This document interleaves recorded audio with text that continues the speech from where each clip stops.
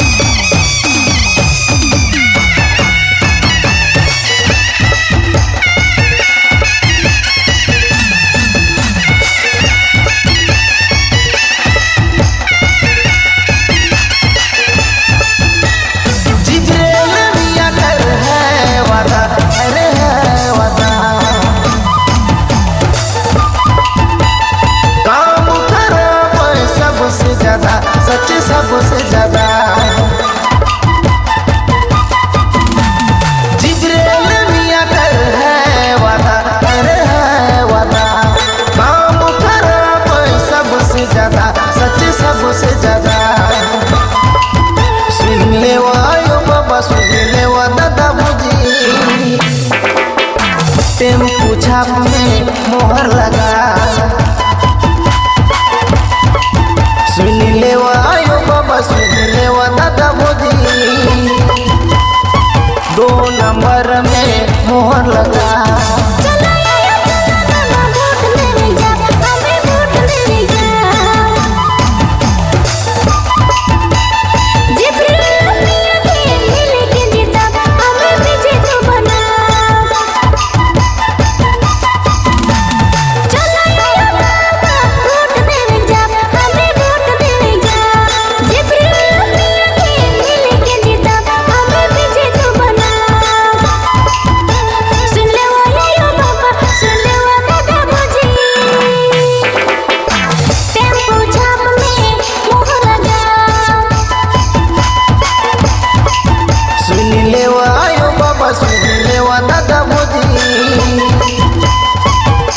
Number में मोहर लगा। सुन लेवा आयो बाबा, सुन लेवा दादा भौजी,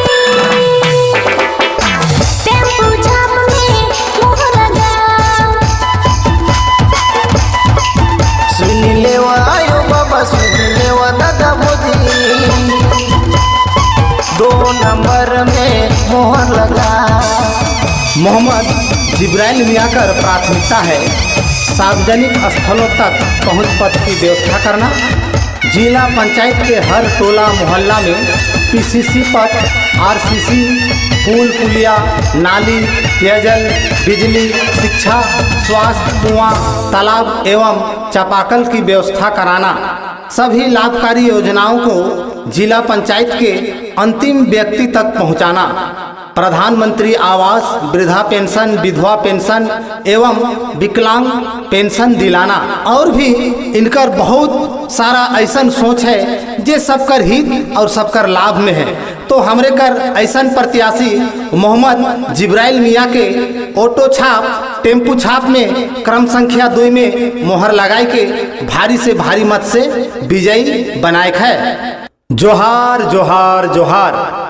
जिला परिषद सदस्य गुमला उत्तरी दस्कर जुझारू एवं कर्मठ उम्मीदवार मोहम्मद जिब्राइल मियाँ बटले सब मतदाता भाई बहन, संगी साथी, माए बाप, दादा भौजी मन के झारखंडी जोहार है। आवे वाला 19 मई 2022 दिन बृहस्पति गुरुवार के जिला परिषद सदस्य पद कर चुनाव हुए जात है।